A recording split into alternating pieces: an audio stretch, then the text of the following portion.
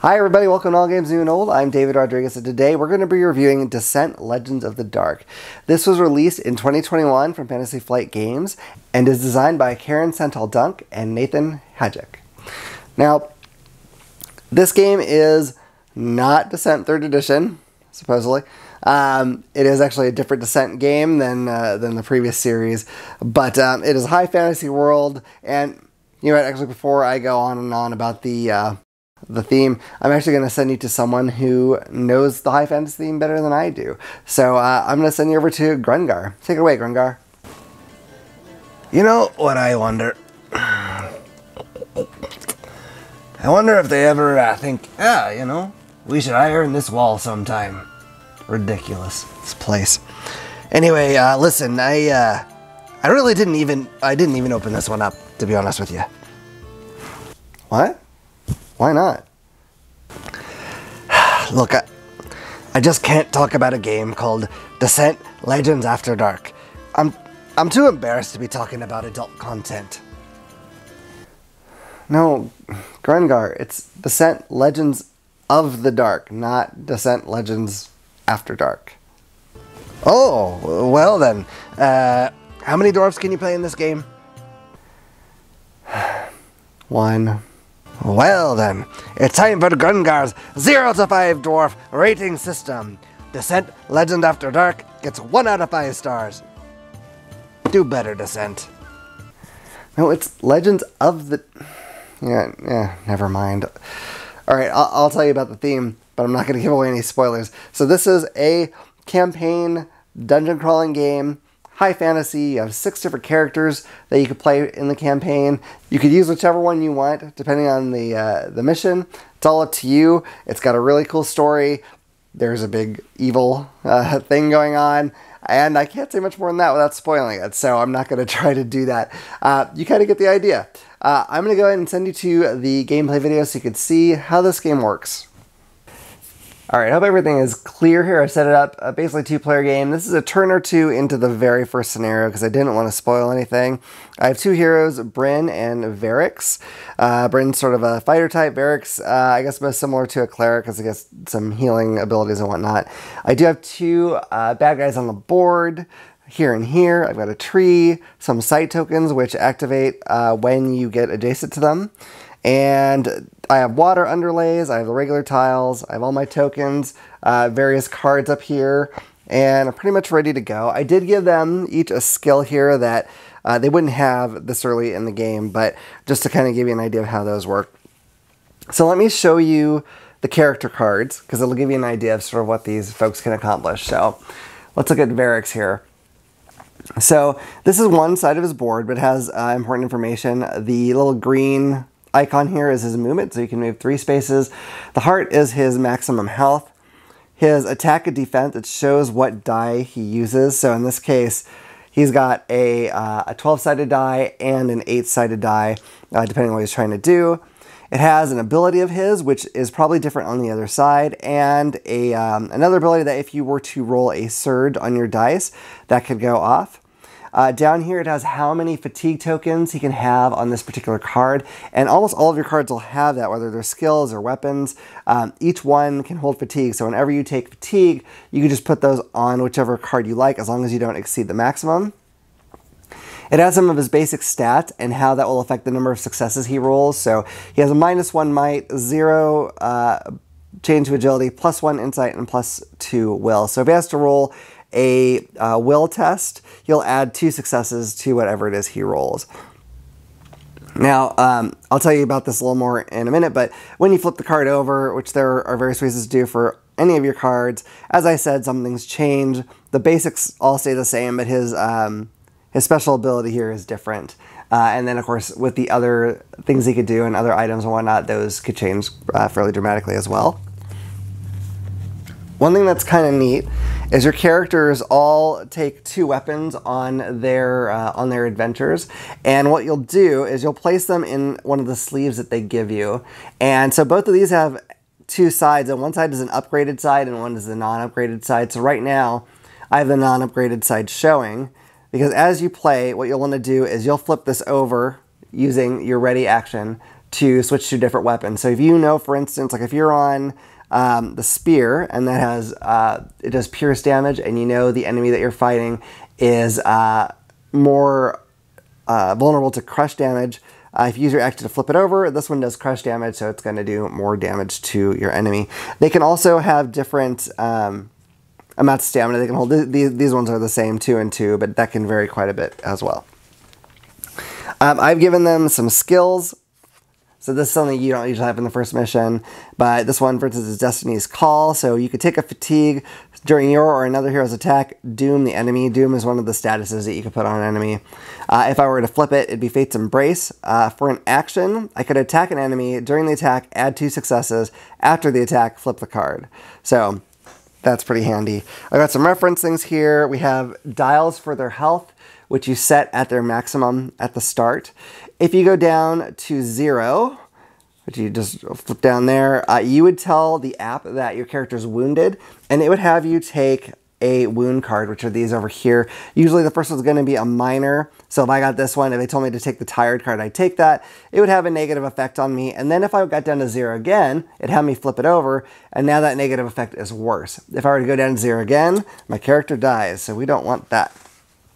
So I'll show you some of the actions that you can do. So one of them is to explore. So that could be interacting with a train or some other sort of token on the board. Right now, these tokens I have on are site tokens. Those activate as soon as you're adjacent to them. But for instance, if I was closer to this tree, I could choose an action to explore the tree, and I'll show you an app. It'll give me a few choices with that, whether I wanted to climb it or pick fruit or what have you. So that's one of the actions. You could fight. So for instance, she does not have a ranged weapon, but she's standing right next to this bad guy here. So she could then choose to fight. And again, I'll show you in the app how that works. It's pretty easy to do. But when I do fight, I'll look at her character sheet. I could see for her attack is a 6-sided die. So I would roll that 6-sided die. And in this case, I got 2 stars. Stars are successes. If I had gotten, let's see, this side, this has 2 successes and 2 pluses. And the pluses I could choose to turn into successes by taking fatigue onto any of my character cards. Like I said, you could put those on any of the cards you want to, but you want to be a little strategic about it. This one has a success and also a surge. So if I got the surge, I could then use her surge ability, assuming that I had everything I need to be able to do that. So a few options on the dice for what could possibly happen. And you'll enter how many successes you get into the app. One thing I should say about Explore, sometimes it'll have you do a test. I mentioned the test earlier with their stats. And what you do in that case is you're going to take your 2 6-sided dice. You'll roll those together. You'll, much like before, the pluses can be changed using fatigue.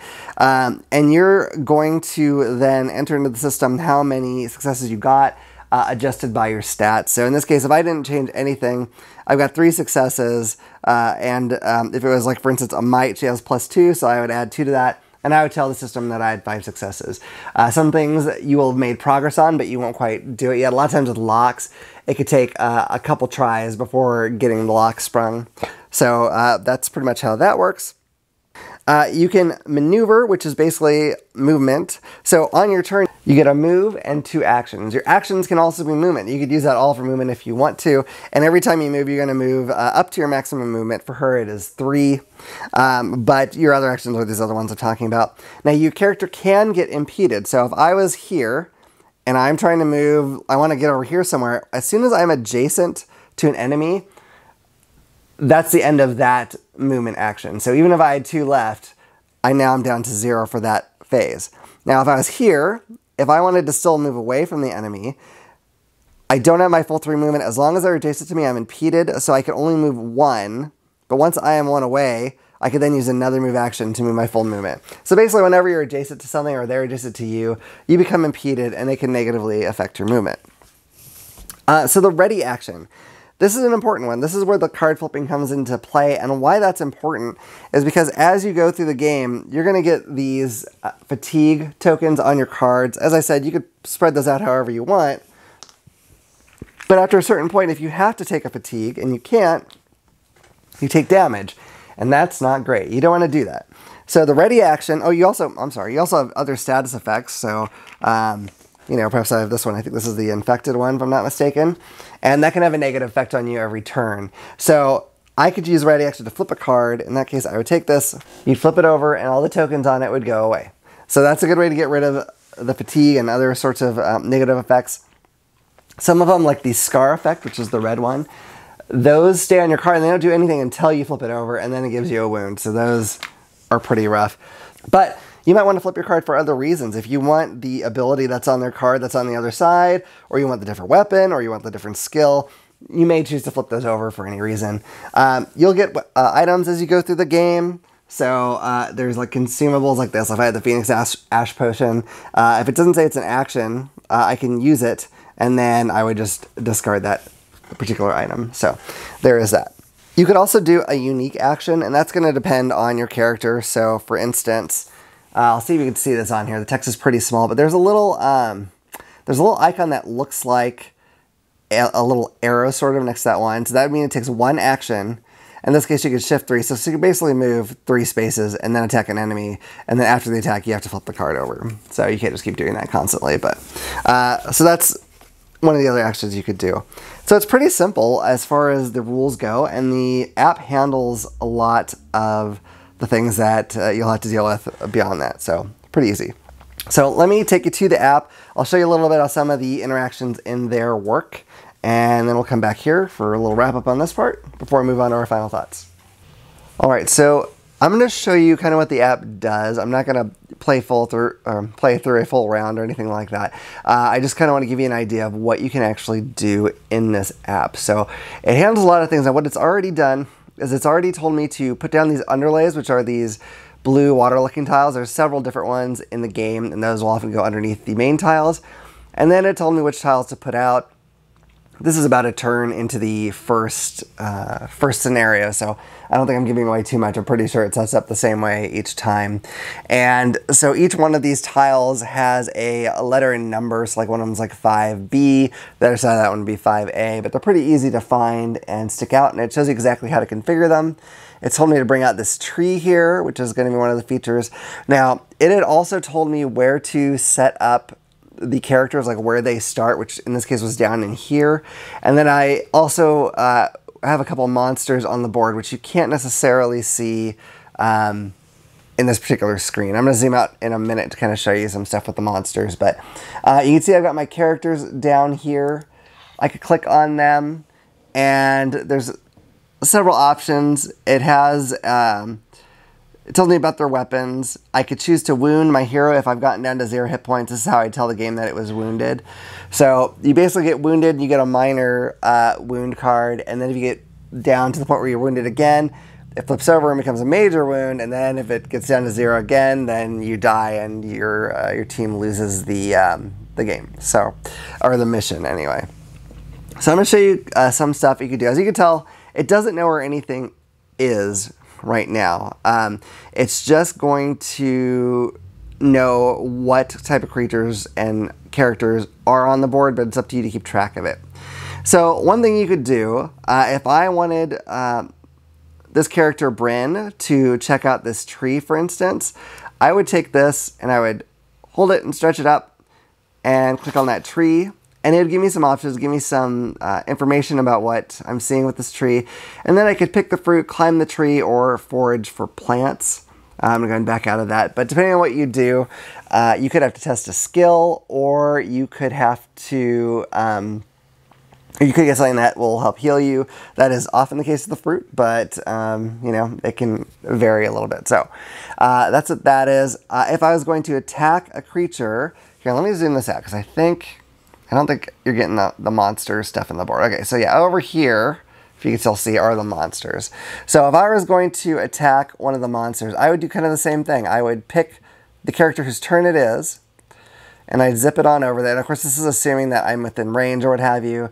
I'd pick the monster I'm fighting. I'd pick the weapon I currently have activated. Let's say it's the Warden's Blade right now. And then I would get to this screen where it has... the monsters, it has me, has the kind of damage that my current weapon is doing. If I've discovered a weakness of a bad guy, that's going to be over here, and that's great information because you want to harm the bad guys as best you can. So very important to know. Then after I've rolled my dice, I would, if my attack did some kind of a status thing, I click on that and then pick what status I've inflicted on the bad guy. But otherwise, I would choose how many successes I got, and then I would pick confirm, and it would tell me how much damage I did. This one, some of the monsters will have a specific thing that will happen when you attack. So this one, for instance, says otherworldly. During the attack, suffer 1 fatigue for each plus converted to a star. So that's one of the things you can do in the fight. If you roll a plus, you can convert it to a star if you spend fatigue. So let's say I hit 3 successes. I'd hit confirm, and it would tell me how much damage I did to them. In this case, 9. So it's already built into the system how resilient they are to everything, so you don't have to worry about too much. And there's various status effects and whatnot, or just things that happen in the game that could affect that. So once I'm done, I go ahead and continue, and then I'd go on with my turn, but that's basically how that goes. You can see I've got sight tokens on there. I'm going to show you what this will do. So when you end up adjacent or on top of a sight token, you would go ahead and interact with it. And it's going to tell you to remove the sight tokens. And then it's going to tell you what new things you see. So in this case, it's a now I can see a tile. So I think in this situation, there was like a mist or something where you couldn't see everything until you were close enough. It tells me to put down another tree. And tells me to put out another monster, in this case the Zealot. So you dig that out. It shows you the color that they want to be, because there's orange or various color tiles that you could stick to the bottom of the base.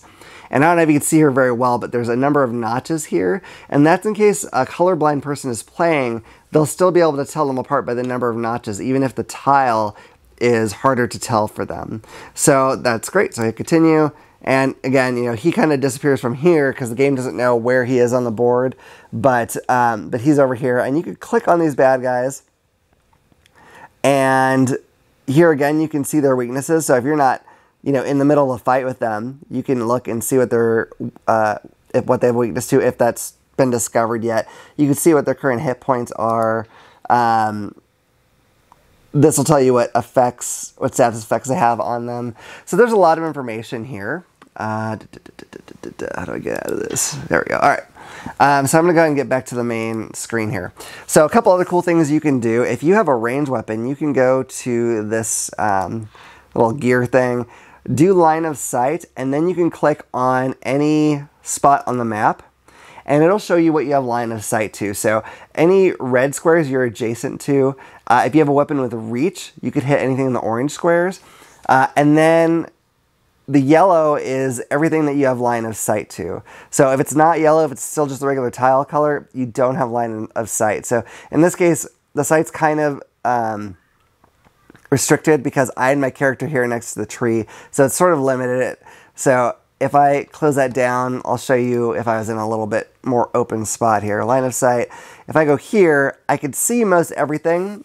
Your weapons probably cannot shoot that far, but you can see almost everything on the board. So that's kind of nice. But it's a cool tool because I know in some of the games like this, determining line of sight could sometimes be a little bit hazy. It's a little tough to figure out what you can see and what you can't.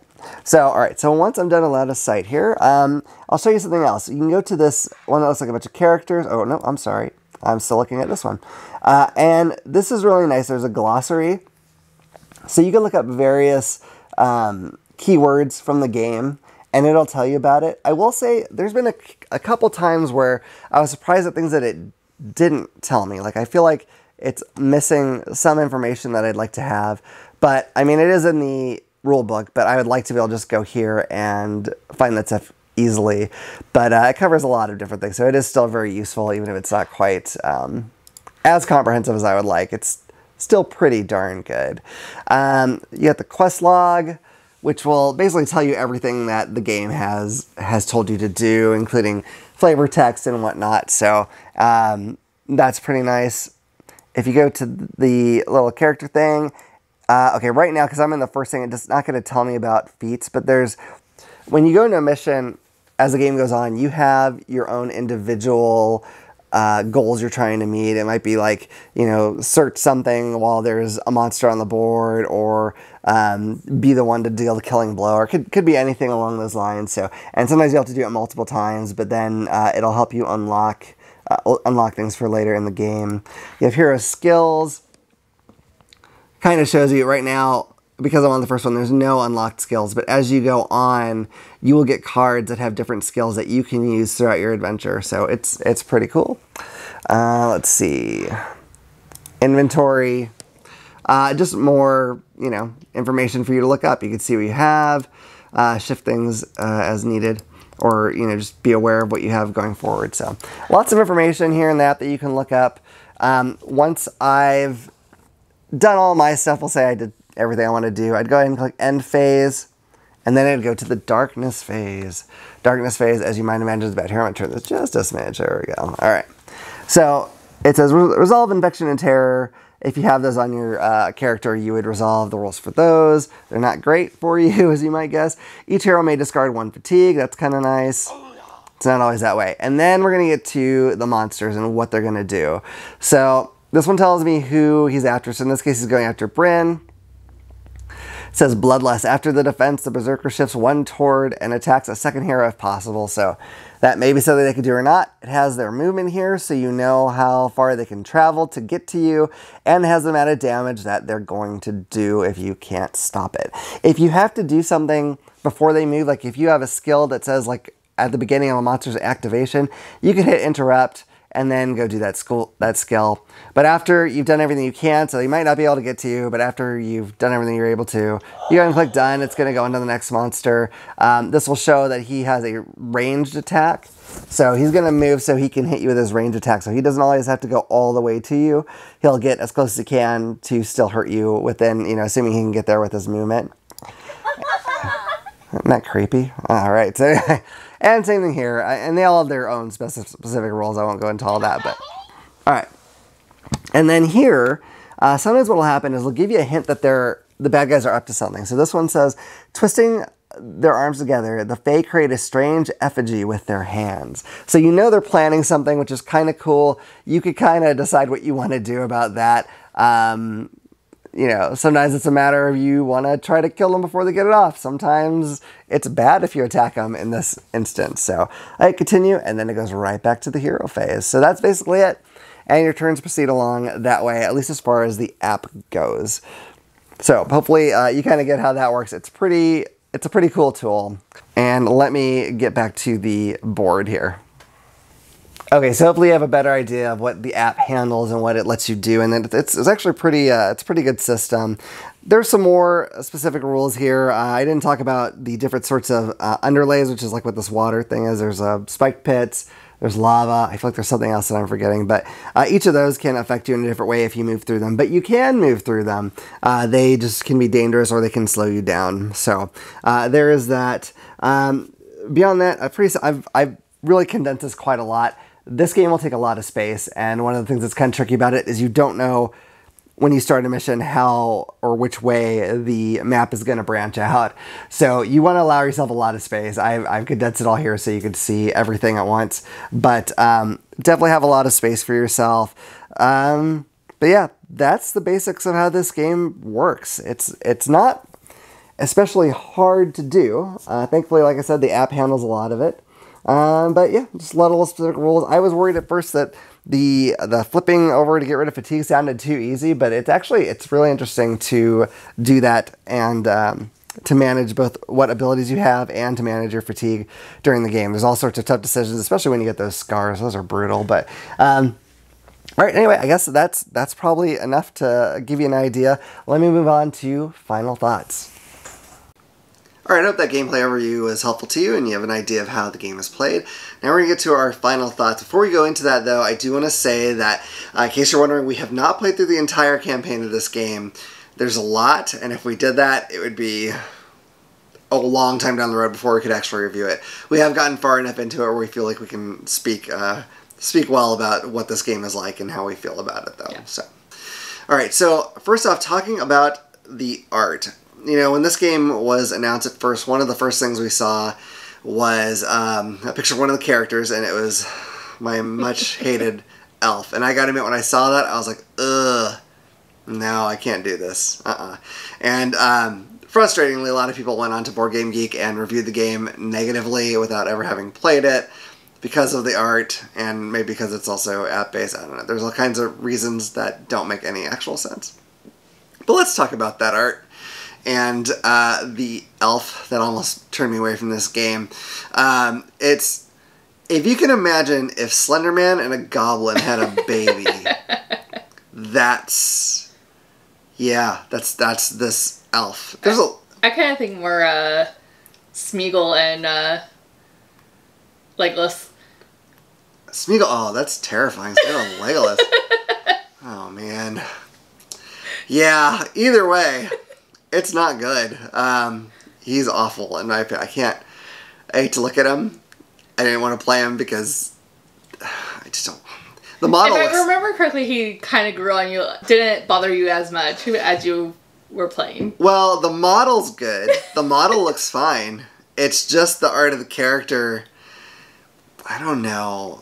It's anyway. I don't want to dwell that much on this character, even though a lot could be said. I could probably make a whole video about that character and how I think about it. But the rest of the art, actually, I am not too bothered by. The rest of the characters, I think, look fine to me. I still prefer the style of the older Descent game better. The more sort of, I guess it's kind of more of a painted look, I guess, rather than this sort of comic book kind of rough edge style.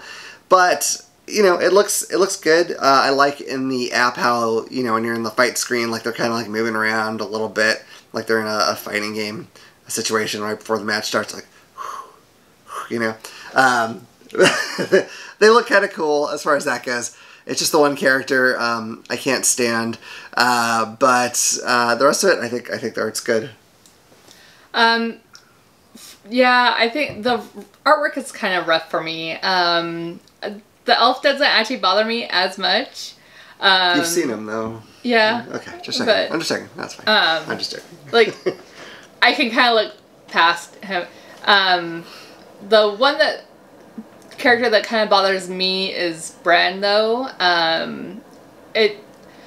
For there being two female characters in this game, neither one of them are very feminine, and I don't want something over-the-top busty, but I also want a little bit more feminine representation too. Just because they're fighters doesn't mean that they need to be really manly.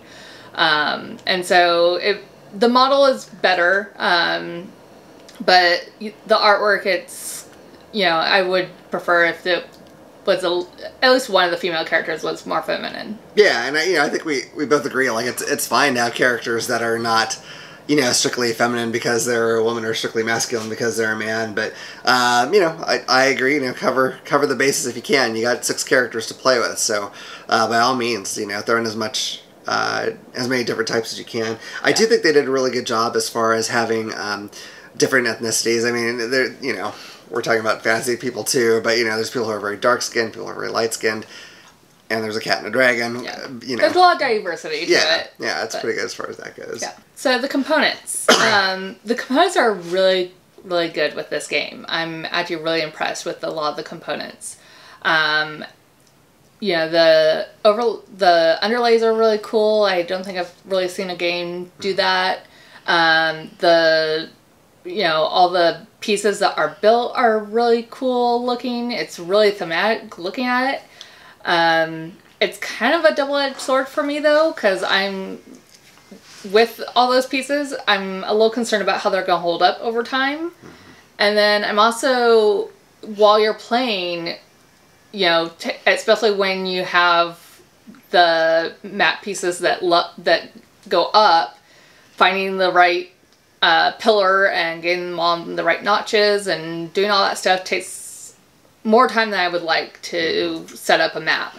I like games that have expanding maps, but because of how long it takes to set up those extra pieces in this game, it kind of takes me out of the game. And then it, of course, adds to the gameplay length, which we're kind of short on time for gameplays, so it kind of bothers me a little bit. So if we're just doing a big board game night, I don't think it would bother me as much, but when our time is kind of tough to get in games anyways, it kind of bothers me a little bit. Yeah, and that's the case most of the time for us. There's usually some, something pressing that we need to get back to outside of playing games. Yeah, the components, I agree. Like even when I was putting together the well piece, especially, like the cardboard was starting to like fray apart just putting that together. And granted, that's a very thin piece, so I mean that's gonna be more fragile than the rest of it. But as you play more and more and you're taking these things apart and putting them back together again over and over again, I do sort of wonder if it'll fray. And then also because, one thing I like in the campaign is that, whether you win or lose a mission or scenario, your story keeps going on. It continues, which is great. And it probably encourages replayability and going through again and trying to do better, or just even seeing what different things do. But then you're going to be doing that again, putting them together, taking them apart. And that's kind of... I'm a little worried that they will not hold up to the test of time doing that. But yeah, it looks neat. The tiles themselves don't have a ton of detail on them. They're pretty just like basic, stone floor, dirt. So that's kind of a bummer. But when you get it all together, it's more than the sum of its parts. You get all the little pieces of terrain on there, and it ends up looking really good. And I don't really so much care that there's not a lot of features on the ground after that point. The models are real good. I think they're really nice. They're good hard plastic, lots and lots of detail. I think for both of us, the characters that we don't like the art on, we do like the way they look in the models. Yeah. So that's good, because if I ever get the chance to actually paint all those, I want to paint something that I think looks nice. I think all the bad guy models look great. It's very cool. And one of the things that I really like on the models is the bases have a little spot on the bottom where you put these little different colored tiles. So like if you had, let's say you're fighting 3 bandits, like one might be the orange one and one's the green one and one's the, is there blue? I don't know, whatever. We'll say something. blue one. And that's really cool. But what's also neat is each side of the little square tile you put on the bottom has a different number of notches. So if you're playing with someone who has issues with color blindness, they can know, okay, well that's the 1-notch bandit, that's a 2-notch bandit, that's a 3-notch bandit. So if they can't tell those tiles apart by color, they still have an indicator there to let them know which one is which I think it's is a really cool. clever system. Yeah, I like it. I like it quite a bit more than what most games do with like the the circular piece that you just drop the base into. I mean that's fine too, but I think this was a good way to go about it for sure. And or like some games have like the little tiles that you put on them to indicate, and those can get knocked off. And yeah, definitely. So. I guess the app, I would consider maybe in a way part of the components. Yeah.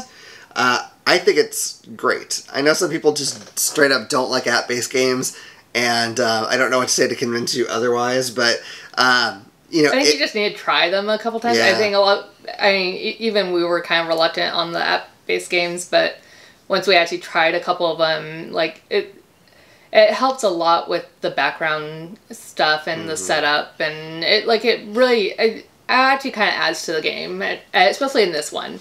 Like just traveling from like city to city, there can be little, side storylines that might not even really affect the game itself, but it's just a nice little add-in of the character and theme to the game. Yeah, and it's so nice not to have to bombard your table with tokens. Well, this creature is now...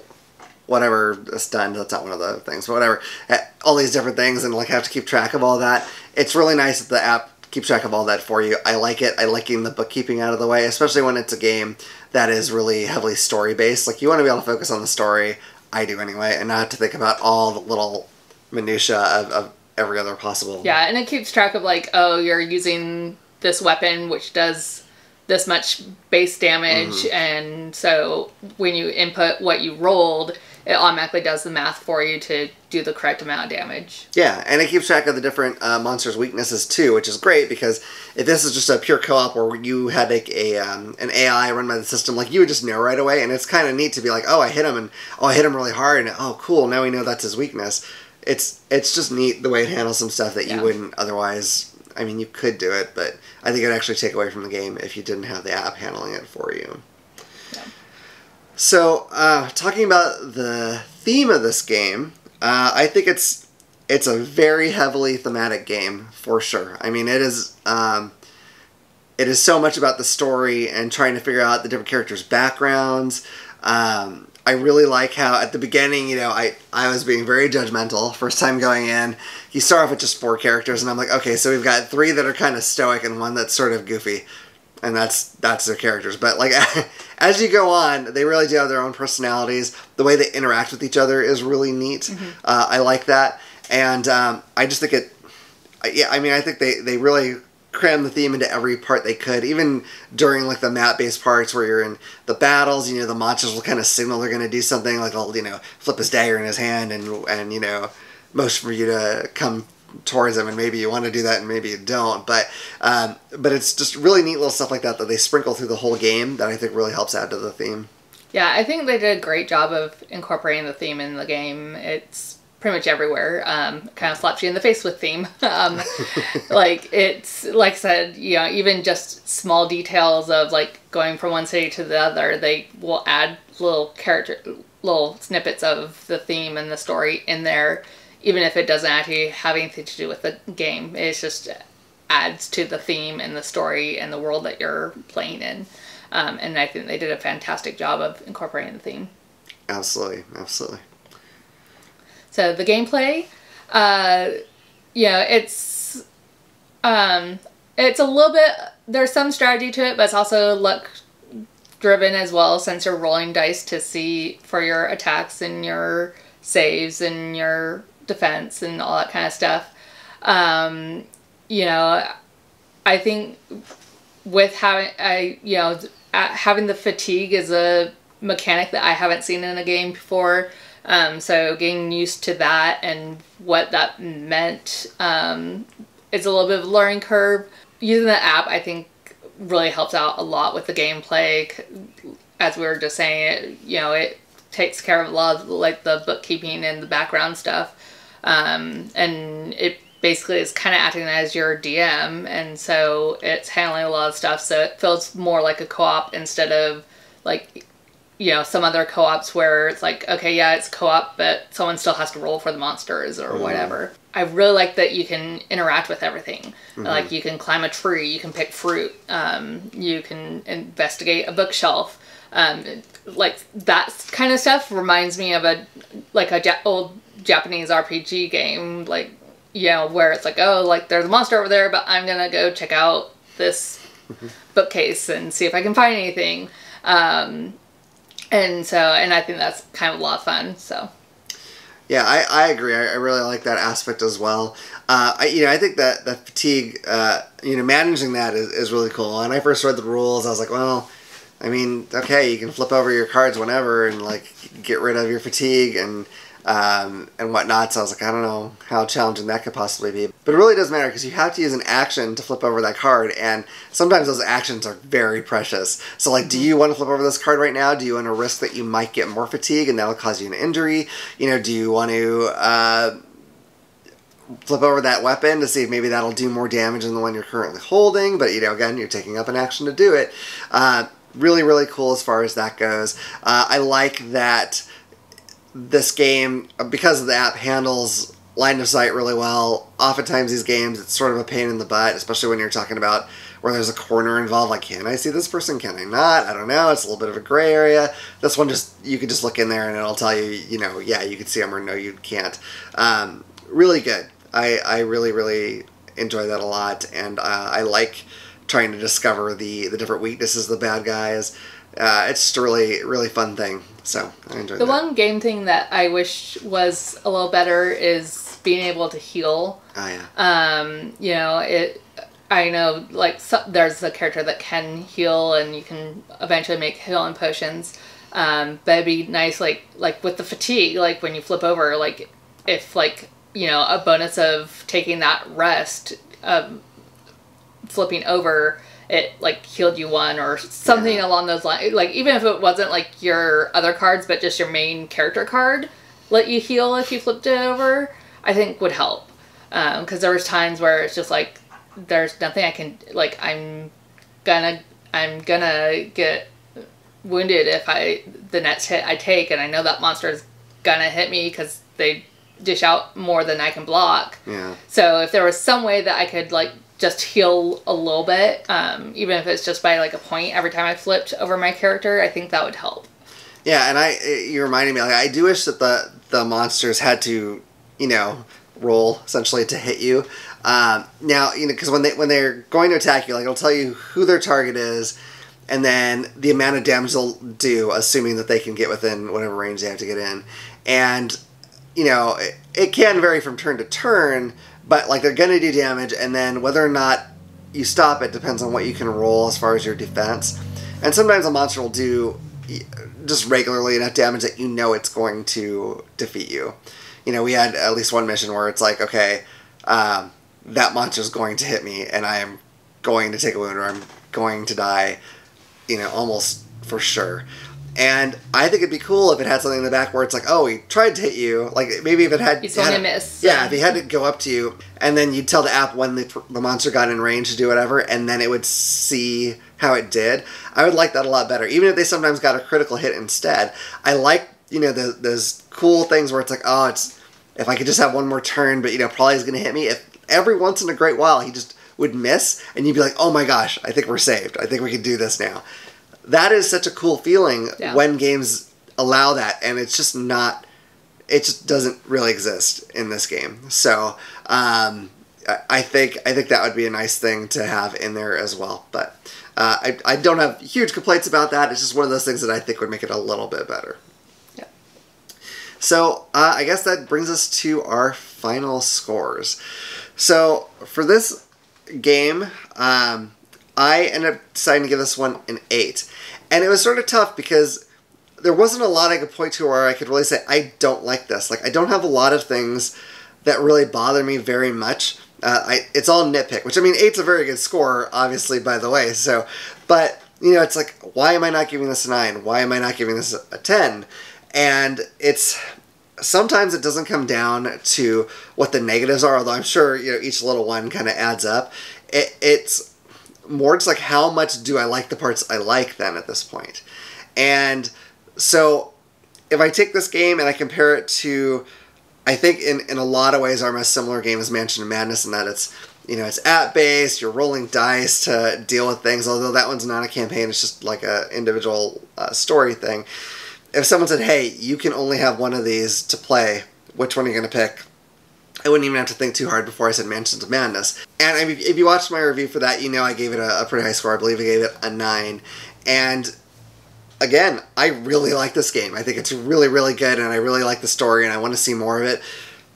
Do I enjoy it as much as Mansions of Madness? Not quite. Like, maybe even almost, but it's, for some reason, it's just not quite there for me. And it's got nothing to do with, like, the theme. I like those themes pretty equally, but just, yeah, in general, as far as I enjoy it, it's an 8. Fantastic score. If you want a fantasy dungeon crawler, you know, it's good. I do think it is worth the price that is fairly high that you pay for this. I think it's worthwhile. But yeah, I don't quite like it quite enough for it to come to a 9. Maybe as future expansions come out, I might that might change my mind. I might feel differently. It might add something or change something around that'll make me like it a little better. But it's still great, and that's where I'm sitting with this one. I'm gonna give it a 7. I like the game, I enjoy the game, but there's also a bunch of stuff that I would if I could, I would change a little bit about it. The artwork, you know, going back to the app, you know, like, I wish they did more work with the voice acting. Mm-hmm. I know it would cost a little bit more money, but, like, maybe have that be an add-on thing where you could purchase in the app or something. You know, I think that would be, you know, be a little bit more fun, and, you know, be a little bit more immersive into the game as well.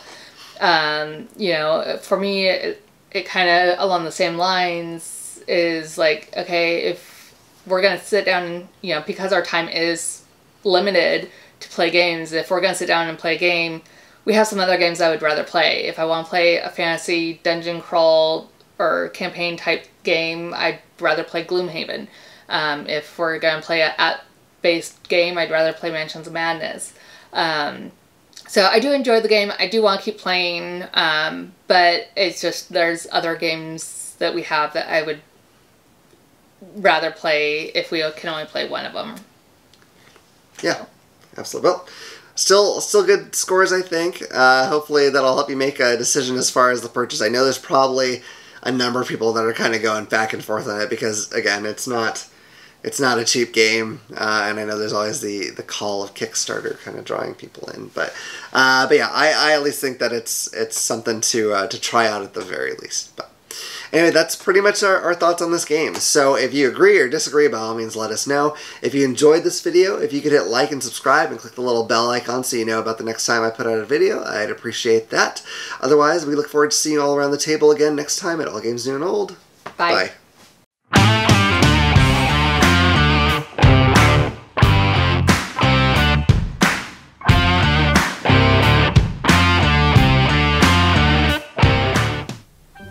And it's designed by... Oh, okay. Backwards. Huh. You look so little in this video. You do. I do. You look like a pygmy. What's going on?